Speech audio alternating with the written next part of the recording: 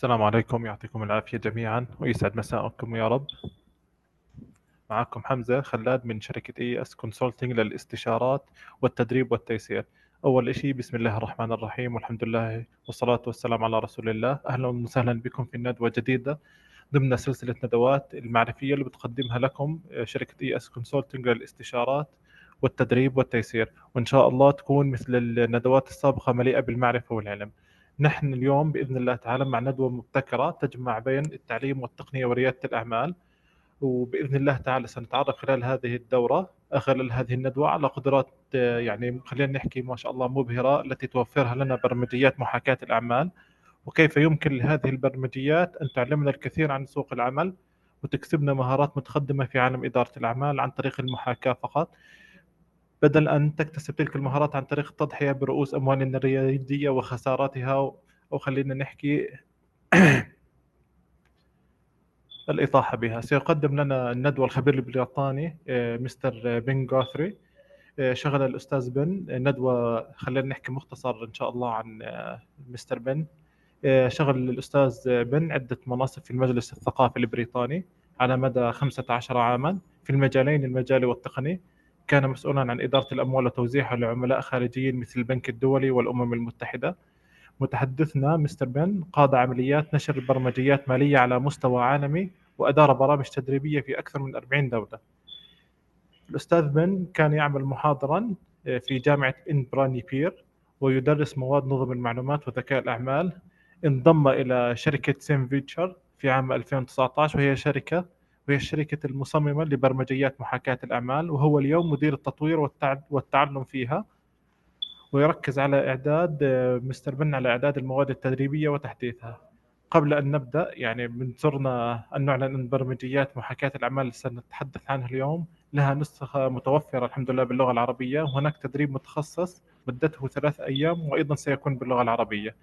سيضع الزملاء راتب يعني بإذن الله تعالى خلال الدورة في بدايتها وفي منتصفها وفي نهايتها راح يكون في رابط تسجيل للاهتمام بهذه الدورة إن شاء الله.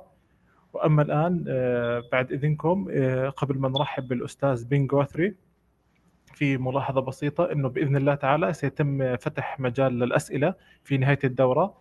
بإذن الله سيكون عن طريق ممكن وضع الأسئلة في الشات بوت في الشات، أو خلال إن شاء الله يعني خلال الرايز هاند، وإحنا بإذن الله تعالى راح نخلي يفتح المايك عشان بإذن الله تسأله. والآن بنرحب بالخبير بن جوثري. Mr. Ben, you can start. The floor is yours. Thank you very much, Hamza. So first of all, hello to everybody. I'm calling you today from Scotland in the UK, in the city of Edinburgh.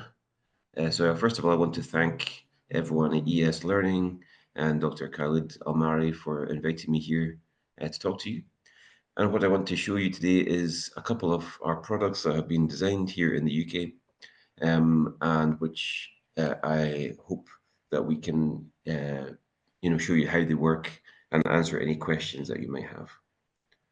So up until last year, I was a lecturer at Edinburgh Napier University in the business school and also in the School of Computing, and I've used both of these tools to run my courses, starting from undergraduate level to master's level. And since I came to work for the company, I've used them also in the corporate setting for training days, for entrepreneurship skills workshops, etc. So the use case and the uses for the two products are very varied and flexible in terms of how they can be used. So starting first of all, I hope you can see my screen, which is showing you SimVenture Evolution. So SimVenture Evolution is an interactive online business simulation, which puts the user in charge of running a virtual bicycle company, so a company that manufactures bicycles. So firstly, I want to show you that this simulation is entirely browser-based. It can be accessed from anywhere with an internet connection. That does not require any downloads in terms of software. So in terms of getting up and running, for you and the users that you want to involve, is for a quick process as well. Within the bicycle manufacturing company, We have a number of different departments, which you can see on the screen just now. So I'll quickly take you through these. The user can make decisions in each of these departments, and once they are happy with their decisions and their strategy, they can move forward in time. So at the moment, we are in this scenario in year four, quarter one. So our company has been running for 3 business years already. Let me try and make that a little bit bigger for you. So the company's been running for 3 years. We can get full information about what the starting position of the company is in terms of the briefing notes, some of the market research that exists within the virtual marketplace, but also in terms of any targets that you want to work towards as well. Just to show you before I proceed, the simulation has been fully translated also into Arabic. Let me select the language here. So Dr. Khalid Almari was helping us with the translation and has been fully translated into Arabic. And we also have the facility from next year to translate into many languages due to a government-sponsored AI streaming translation project that we have underway just now. So let me convert the language back to English because unfortunately I don't speak Arabic, so I can easily get lost when I don't change the language back to English. Right, so within the simulation, we have 4 main departments. So starting up here from the green organization department. So this is where you can make decisions at a high level that affect your whole company. So you can make decisions around where your company is based. Do you want to be in a rural setting, or would you rather be in, a retail park or a business park? So each decision that you make within the simulation will have impacts. So, for instance, if I was to move from a rural setting into a retail park, it might be better in terms of the exposure that I get to my customers and the image that I'm presenting of my company. But you'll also notice that the rent is 4 times more expensive here as well. So every decision might have some positive aspects, some negative aspects, and it's up to the user to have a sound strategy and how to move their company forward and how to grow their company as well. Goes there. Also, within our green organization department, we can talk about borrowing. You can seek to get funding from the bank or from other sources such as crowdfunding, and really look to grow your company through outside investment as well. You can invest in sustainable policies. So it's not just a question of selecting how sustainable you want your company to be, but it's also a question of investing in sustainable supply chains, having a sustainable premises in terms of where your company is based, etc. But also designing sustainable products. So having sustainable policies in place that might result in higher costs, but on the positive side, it will make your products more appealing to some demographics within the marketplace and could lead to higher sales as well. So that's our organization department. You'll notice I have a couple of things I haven't spoken about, but if I was to tell you about every single department, this presentation would be very long indeed. So I won't be showing every single department, but I'll do my best to give you an overview of how the simulation works. So looking at our operations department next, and this is our manufacturing hub. So being a company that produces bicycles and manufactures them, you would expect the majority of our staff time and also our expenditure to be taken up by manufacturing. So this department here is quite important. Perhaps the most important sub-department is our production. From here, we can decide how many of our bicycles we're going to produce in every quarter. So at the moment, I have 500. Maybe I want to increase that to 600 in there as well.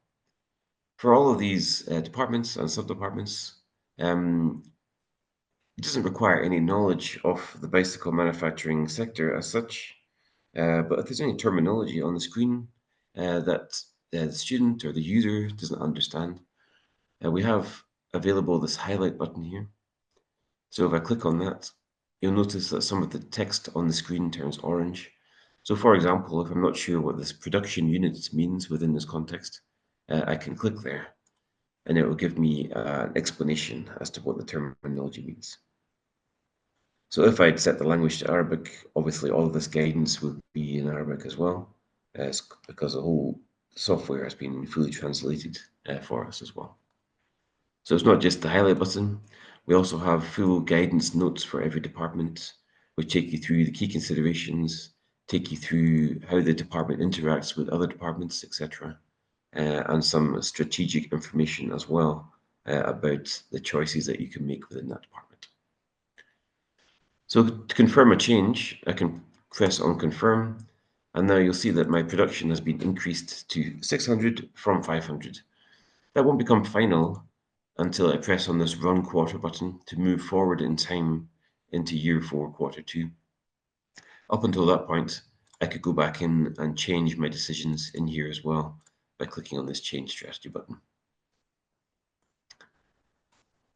Elsewhere within our red operations department, we can maybe invest in some quality control to make sure that none of our products are returned to us because they're faulty. So that requires an investment in terms of time and money for there as well. We can also manage our supply chain in terms of choosing which supplier to work with. Each supplier will come with different terms in terms of discounts that they offer. They have a different sustainability rating. So again, this can help to make your company more sustainable as well. Moving down into our purple sales and marketing department. So from here, you can make decisions around what kind of company you want to be. So for instance, looking at my branding, at the moment, my company is focusing on commuting. So it's bicycles for people who are commuting to and from their work, to and from their studies. So that's what we're focusing on here just now. If I wanted to make decisions around what kind of promotions I want to run, so from here I can choose to invest in, say, social media marketing. And I'm sure that you young people in Saudi are very similar in terms of they want to be promoting things via social media as they are here. But you can also use more traditional formats like web advertising, print advertising, TV and radio, public relations, etc. So you can choose how you want to do that. You can also decide what kind of sales channels you want to be investing in terms of who is going to stock your products. So this could be, small retailers, independent retailers, or large chain retailers, web retailers, or it could be larger distribution companies and big companies as well. So we can make decisions on that and on promotions and our branding, even our pricing as well. But the decisions that you make for marketing, they don't need to be based on guesswork or on real life experience. They can be based on the market research that exists within the simulation. So, for instance, uh, we have a number of reports that have been commissioned already, but the users can commission new market research reports anytime they want uh, to make sure they have the most up-to-date information. So for instance, looking at my segment report here, you'll remember from a couple of minutes ago that we are a company that's focusing on the commuting market just now. So this report not only tells me some of the things that are very important to my customers. They want to have a bicycle that's practical. They want to have a bicycle that's comfortable. They don't really care that much about having a fast bicycle, and they want it to be quite low priced as well. But it also tells me who my key demographics are. So in here, I can see that young single workers are my most important demographic, but also students, also young families in there as well. So they're all important to me. Using that information there, if I then go across to the demographic report, in here, young single workers, if I scroll down, I can see what kind of promotions they're going to see. So they will see promotions on social media, and they will see promotions from PR events and from TV and radio, but not so much from print advertising newspapers, etc.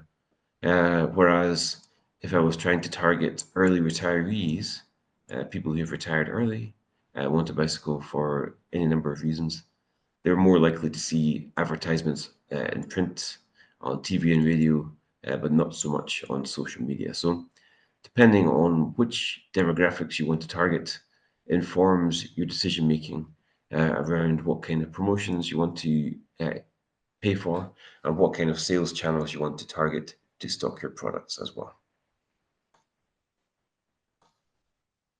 And then our final department over here is research and development. So from here, we can invest in technology to make our future products better, to make our future products more appealing to our demographics that we're targeting, and also more efficient to build and cost effective to produce as well.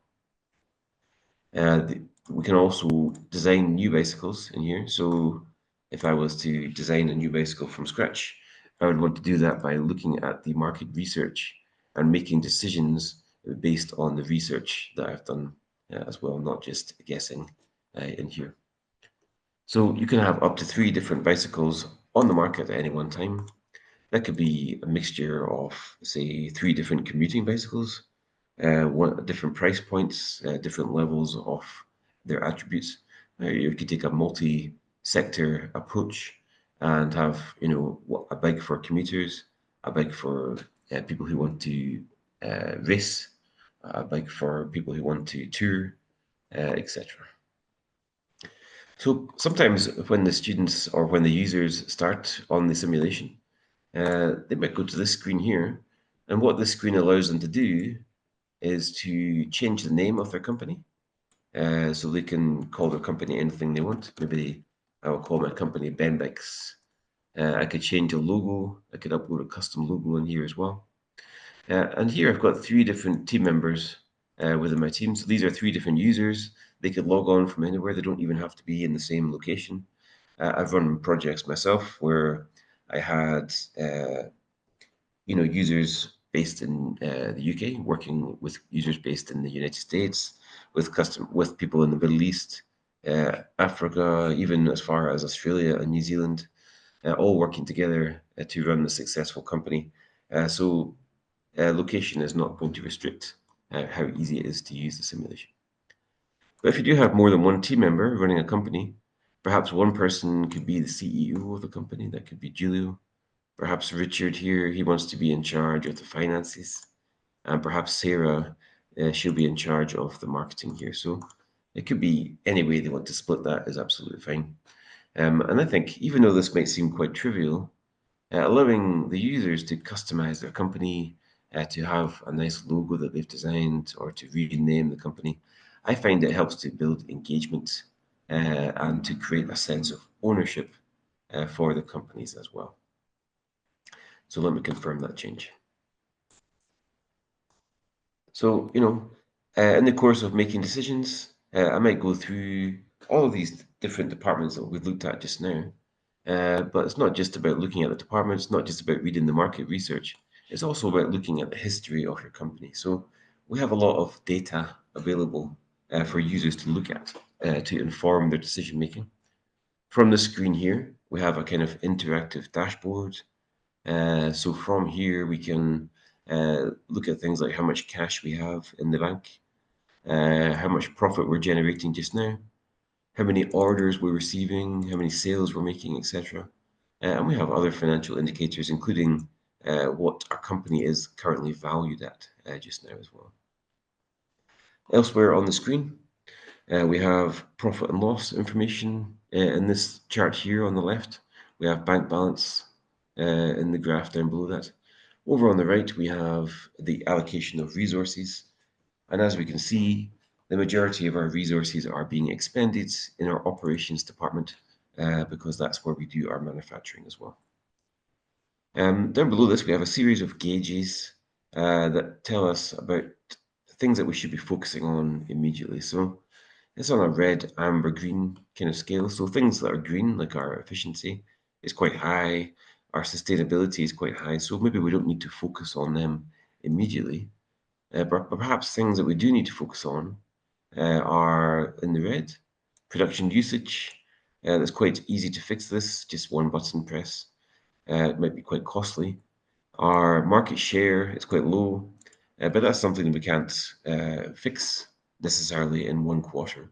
We might have to work towards that over the course of a few quarters there as well. Elsewhere, sales versus orders. This is telling me that I'm only fulfilling 62% of my orders.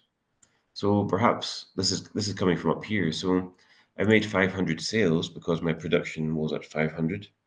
But I could have sold up to 813 bicycles if I just manufactured more in there as well. So that's telling me that I'm not quite meeting the demand in the marketplace for my product. But I have already tried to go some way towards addressing that by increasing my production. Here, the other yellow option we have is returns versus sales. So this is telling me that 27% of the bicycles that I sell are being returned by the customers because they're faulty in some way. So that might mean that it's time for me to invest in some quality control that we looked at before. So it's not just the information for the last quarter. You can scroll backwards and forwards to see how things have changed over time for your company. We can look at information in a more traditional format in terms of profit and loss and cash flow, balance sheets, even sales reports and other reports there. Or we can view this information for a number of quarters, so you can do some trend analysis, etc. If you want to work with the data, and I've used this for classes that I've taught, some workshops that I've done for business intelligence, you can export this as a CSV file so you can work with the data on Excel as well.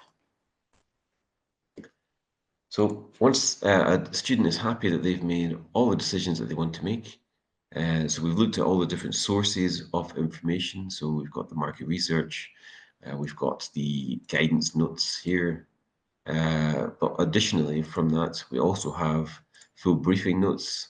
We've got an advisor, which acts kind of like an FAQ, which will answer more complex questions like how do I calculate the value of my company? How do I calculate the cost to produce one of my products, etc. So there's a lot of information for the users to look at in order to make informed decisions within the simulation. So once a user is happy that they've made all the decisions that they want to make, it's time to move forward in time. So to do that, I click on Run Quarter here. And this screen here is a final check screen that shows all the decisions that I've made. So I haven't spent that much time doing the first quarter. Typically, you might expect a group of users to spend more than an hour doing the first quarter, but it will take less time as they get used to using the simulation as they run a few quarters. So things will speed up, but the first quarter might take them more than an hour. But this screen here shows them all the decisions that they've made, so they can go through this as a team. If they're working individually, they can make sure that they haven't forgotten anything or that they haven't done anything by mistake. And once they're happy, they can press next. This screen here is just a final check to make sure that you have enough resources in terms of staff time to complete all the tasks that you've assigned. So even though I don't have enough hours available in my organization department, because I have more than enough in other departments, those colleagues are able to cover for the colleagues that don't have, that are understaffed in those departments. They do lose some time because they're not as efficient at doing those tasks. But anyway, so once I run the quarter, this gives me a couple of warnings, but that's okay. Let me run the quarter just to show you what happens. Usually takes about 10 seconds to run. And the students or the users, they look forward to this because they get to see what the impact of their decision making has been. So from here, you can see the bank balance going up. Students enjoy that, the users like that, but sometimes it also goes down, which is not so good. So from here, you're seeing that we have some key messages. In this case, it's just telling me that I didn't fulfill all of the orders once again, so I'm not quite meeting the demand. But you might also get messages telling you that you've exceeded your overdraft with the bank, that your new product is ready for production, etc. So any kind of key messages might be displayed there. Once I close that pop-up, I'll be taken back to the dashboard. And now I can review the success of my decision making. So from here, I can see that I have a little more cash in the bank. My profit has gone up by quite a lot, which is nice. Orders came down very slightly, but I made more sales. I spent more money. Overall, the value of my company increased quite drastically. Down on my gauges, you can see that sales versus orders now is up to 75%. It was as low, I think, at about 6 to 8% in the last quarter. So even though I have not quite met the demand within the marketplace for my products, I have improved that aspect. So within the simulation, it's possible to have a kind of competitive environment if you want to. So we have these leaderboards here, and this will tell me which company within my cohort. And this could be, if you're running this at a university, this could be all the different teams within the module. If you're running this in a corporate environment, this could be the different teams from the training activity that you're doing. So any number of applications. At present, we're actually running a global student competition. So we have a number of different entries from Saudi. In fact, we have, I think, 5 teams from Saudi, along with teams, from many countries in Europe. We have teams from the United States, from Mexico, East Asia as well. So it's possible for people who are engaging with that competition to keep track of how they're performing against different teams as well. So, for instance, my team here, I have the 4th most valuable company within my own activity. Profits, I'm doing not too bad. Cash uh, and sales, I'm doing okay. In terms of efficiency and sustainability, I actually have the most sustainable company within the companies for my activity. So if I was a user or a student, I feel quite happy about this. Maybe I'd look to increase the value of my company. Now, sometimes it's not a level playing field because, as we can see here, this company is currently in year 6, whereas I'm only in year 4. So there's plenty of time for me to catch up in terms of my the value of my company, my profits, etc. The final thing I wanted to show you from the students or from the user's point of view is that they can, if they make a mistake or they want to try a different approach, from the menu bar, we can actually rewind to a previous quarter. So this allows you to give the students or the users an opportunity to undo any big mistakes that they've made, or if they wanted to try a completely different approach, they could do that. So as you can see, I've limited this. They only have 2 rewinds available to them, so they have to be careful to use them because once they've used your rewinds, they won't be able to use any more unless they request more from me. But let me just rewind 1 quarter just to show you how that works. So all this does is it takes me right back to just before I pressed on the run quarter button. So I haven't lost any work. You'll notice that my production is still set to 600, etc. So I haven't undone any work that I've done, but it gives me the chance now to make further refinements to my strategy before I press on run quarter. Let me quickly show you the kind of coordinator view. So if you're running an activity from a training point of view, it's very easy to keep track of the different teams that you have available. So I can see all the users, which companies they're in. If I wanted to move a user to a different company, it's very easy. I can just simply say I wanted to remove David Smith from team 2, edit the team, remove David Smith from there, and I could then reassign David into team 6 here, just very simply. There we go. You can keep track of user engagement. So this is test data, so it's largely blank, but you'll notice that I can keep track of how often a user has logged in, how much time they spent on the system, how many quarters they've run, how many changes they've made, rewinds, etc., even how many individual pages they've viewed. So it's great for monitoring engagement of the users, to making sure that teams are dividing the work fairly between them, etc. So any disputes can be solved. In terms of settings, You can limit the number of rewinds that teams can have. You can turn the leaderboards off if you don't want them to have a competition or a competitive environment. You can limit how far the teams can go into the future, and you can also turn off the option for them being liquidated by the bank. So by default, they will, if they exceed their overdraft for 3 consecutive quarters, then the bank might shut them down. So you can turn that option off and make it a bit easier for them. You can also do many things in terms of simulating different aspects within the marketplace. So, for instance, if a team is doing very well, or if one team is struggling, it's possible to modify that company. You can give them cash, you can take cash away from them, or you can even adjust the size of the market to make it more or less challenging for the participants, for the users as well. So highly customizable, highly flexible, all online.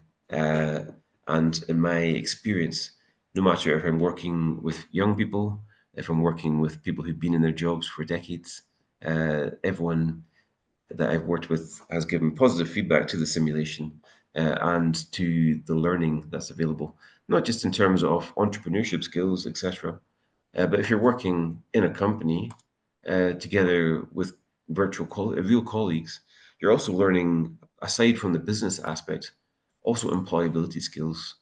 You have to work together to make decisions. So you're investing and learning, developing skills such as leadership, such as collaboration, team working, communication skills, holding people accountable, etc. So there's a number of different ways that users are going to benefit from working in a team to finish the simulation as well. Okay, so at that point, I'm happy to answer any questions. I do want to show you my other product, which is called Validate, which is a business model canvas modeling tool. But I think maybe it's easier if we do questions on evolution just now, while they're fresh in your mind.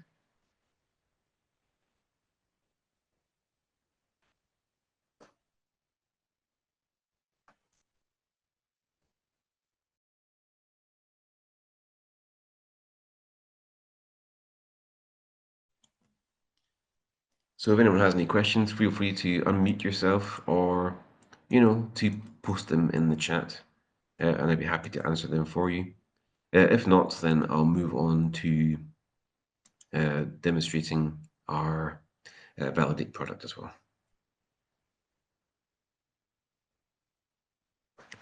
Okay.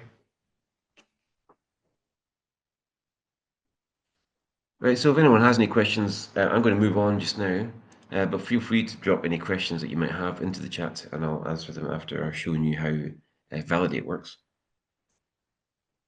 So Validate is, like I said, a business model canvas modeling tool.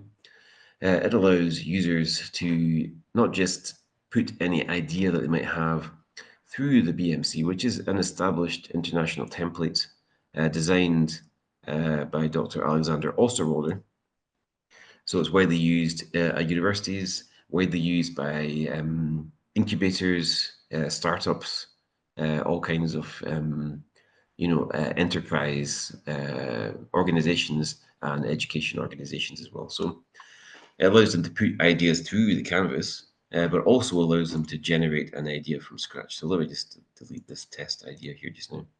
So as you can see on the screen, if a user has an idea or they want to think of one, they can create that by clicking here. So before I proceed, I just want to reassure you once again that this is all browser-based, just like Evolution. It can be accessed from anywhere that has internet connection as well. So let me start by creating an idea. So this allows me to brainstorm for an idea. And the ways to do that are 6 steps, starting off with picking images that inspire you, thinking about, narrowing ideas down from 6 down to 3, and then finally taking one idea forward. So we have worked examples. This here is an example of a meat-free hamburger, so it allows used to the problem was that animal products are problematic in any number of ways, and the solution was to make plant-based meat. So this is a real life example of a real company. But when the student presses next, they'll be taken to the image bank. We have 4 pages of images here. So it tasks the students with selecting 6 images based on these questions. So the questions are, what do they enjoy doing? What do they know about? And what do they care about? So if I look down, um, thinking about the first question there, what do I enjoy doing? Maybe the user is keen on sports, so maybe they'll select sports images. What do they know about? Maybe they're experienced in terms of coding, maybe photography as well. What do they care about? Maybe they're passionate about sustainable energy. Maybe they're passionate about music in there as well. So any number of ways that they can choose these images. So I've just chosen the first 6 images there just to show you how it works. Once I press on next, the next task for me is to take the 6 images I've got here and think of 6 problems that might be represented. So we're using a problem solution based approach to ideation here. So from here, thinking about the problem that might be represented by the stadium. Now, I'm not going to brainstorm properly, but to show you how it would work for a student, they have the option to look at these famous brands. So brands like Nike, brands like IKEA, brands like Google, etc. And these are the problems that they might have set out to solve. So Nike might have tried to solve the issue that running shoes are not well designed to prevent injury. IKEA might have sought to solve the problem that furniture is expensive and not easily available in there as well. So I'm just going to put in dashes, but in reality, I would take some time to think about any problems that might be represented by these images. As you might expect, the next step after I thought of 6 problems is to think of 6 solutions. So maybe this is a more challenging aspect of ideation. But once again, the users can refer to our brands, the famous brands. So it gives you the solutions this time. So the solution to Nike's problem there was to design a running shoe with a better sole to protect the runner. Tesla was creating electric cars to solve the problem of pollution. Google is, making it easy to find information on the internet. So for my solutions, once again, I'll just enter dashes in here. So now what I would have is 6 images that I've chosen, 6 problems, 6 solutions, and it's up to me to narrow that down to 3 ideas to go forward. So that's based on these questions. Which one would be the easiest to start? Which one are they most excited about? Or which one would have the most social, environmental impact? So starting with easiest, perhaps the user already has deep knowledge of coding and programming, so maybe that would be the easiest for them. Excited about, maybe they're passionate about sports, so they want to take that idea forward. Which idea will have the most impact? Perhaps it is something to do with sustainable energy. Who knows? Anyway, moving forward from there, finally we get to the screen where we have 3 ideas. We have a problem solution. Now we have to rate them based on these 3 different criteria. How many potential customers are there? How much is each customer willing to pay? And how excited are you to launch this idea? So um, in effect, it doesn't really matter what scores the user puts in here, because all this is intended to do is to help students to narrow ideas down. So maybe even though this idea here got slightly lower scores than the other 2, perhaps that's the one that will end up getting picked because it's just about being a tiebreaker in there as well. So once you finish, you get a nice finished idea. You've got an image to represent it. You've got a problem. You've got a solution. And that's the idea that we'll be taking forward through our canvas. So you'll notice that Validate has 4 steps. Ideation is what I've just shown you, is coming up with an idea. The next step after that is our canvas. So from here, it's about taking that idea that we had and putting it through all these different aspects, thinking about all these different things, ranging from what activities do we need to do to get our idea up and running, What's our value proposition? What costs are we going to incur? How can we make our idea inclusive of sustainable policies, etc., revenues? But I'm going to demonstrate just one of these because they all work in very much the same way in terms of customer segments. But before I do that, let me just show you an example that's been put through the canvas already. So once the user finishes, they'll have a fully populated canvas like this. So it might look like it's lacking in detail a little bit because everything is quite small.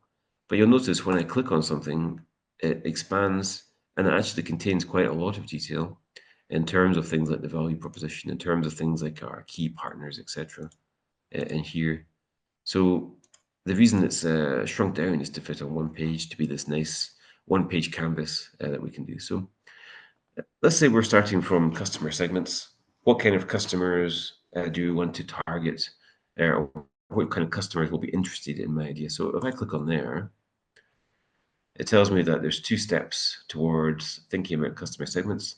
The first is to define my customer, and the second is to create a persona for my customer as well. If I scroll down, you'll get a fully worked example. And this is a real London-based company called Brick Lane Bikes, and it shows them a completed section. So the user can use this as kind of inspiration to show them what kind of level of detail they should go into as well. Once I press on next, the first step of defining my customers actually has 4 sub-steps. So validate is great in terms of guiding the student through exactly how to complete each section of the canvas. So the first step is just thinking about what the name of the customer segment is, what type of segment is it? Is it a business to business B2B segment, or is it a business to customer B2C segment in there? Depending on what I answered for the previous question, I can also think about what age range of customers am I targeting, what size of company am I targeting as well, and then a brief description that may think about what every individual within this segment has in common in there as well. So scrolling down, you'll notice that I've already put in 2 customer segments. The first one is called Generation X and Y. I'm not sure about labeling generations like this, but it seems to be quite popular to do now. And I also have thoughtful families.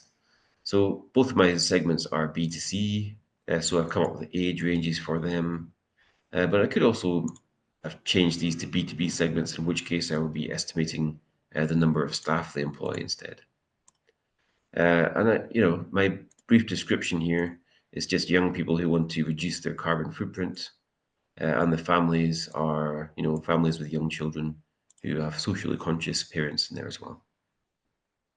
So in terms of case studies for these sections, so every element of the canvas has these worked examples. These are real life companies, small companies, recent startups. This one has been going there for 8 years, but still, if I scroll down, you'll see how they might have filled in this robotics company. What kind of customer segments were they targeting? And I have 6 different examples of that. So to go through in here and think about how each company might have filled in this section might be quite helpful for users when they're doing this for the first time. Okay, next step is to have a persona. So what are the goals of my customers? What frustrates them? And what problem or need am I solving for them? We do have the case studies once again, which you'll see now are focusing on personas. The same companies are taken right the way through all of these sections of the canvas. And their persona is based on what the goals, frustrations, and problems, and that's been filled in there as well. So once I press next, I can choose an image to represent each of my customer segments, and you can see all the level of detail that I've gone into there. So once I press on done, it gets shrunk down to fit into the canvas there. So it's very much the same, whether we're talking about customer segments, whether we're talking about channels, etc., how we've gone about doing that. All in terms of filling in the different sections of the canvas, every step of the way is guided for the users. So even if somebody's never heard of the business model canvas, if they've never engaged with it, if they've never done any kind of business planning before, it makes it very easy for them to take just the very seed of an idea and to turn it into this very detailed canvas. Um, and once they've finished completing the canvas, they might feel that they're actually ready to go and start making this happen, in terms of bringing their idea and making it a reality.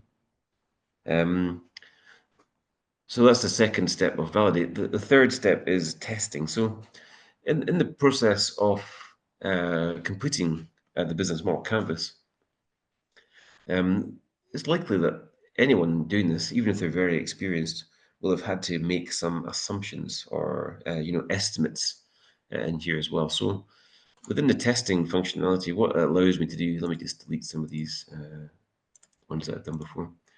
But if I was to create a new test, it explains some of the basics of testing. But if I move on to the critical assumptions, these are some assumptions that a user might have made in the process of completing the canvas. So we looked at customer segments and I came up with two there. So one of the assumptions I might want to test is, have I identified the correct group of customers to target? So I identified Generation X and Y, young people.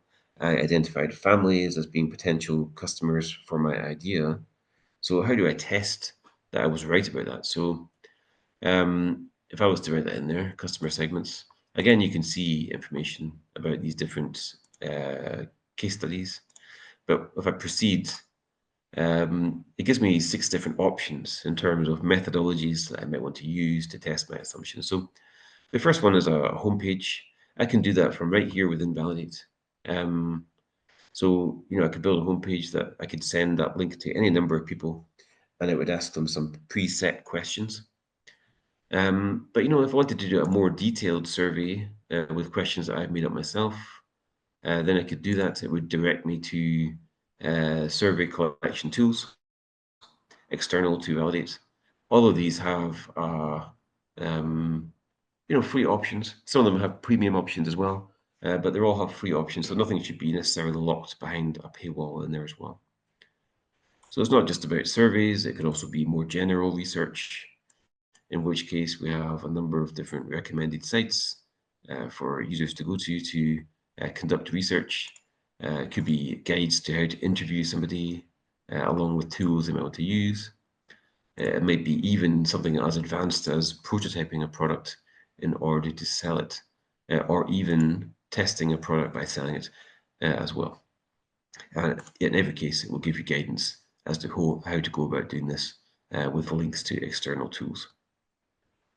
So once I've made or once I've conducted my tests, I then get the opportunity to write down what my assumption was, what the plan of the test was. I can upload any files to support me in terms of my results or my planning stage, and then I can judge whether or not my assumption was valid, whether it was invalid, or whether I'm still not sure after conducting that test as well.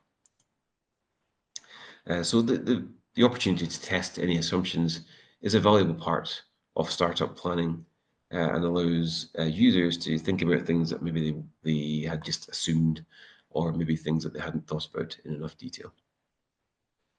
And then the final stage, so we've gone through ideation, which was generating my idea. We've gone through the canvas. We've looked at the testing functionality. The final step is our portfolio. So from in here, this gives us some information about how to format the different formatting options I have. I can put in banner images, I can include logos, I can summarize what my idea is about, what my project's about, upload any files, even have pictures and bios of my different team members. I can have as many as I want. The whole canvas is there, and I can expand that just by clicking on it. But if I scroll down, you'll see that all my tests are there. All my sections of my canvas are already expanded.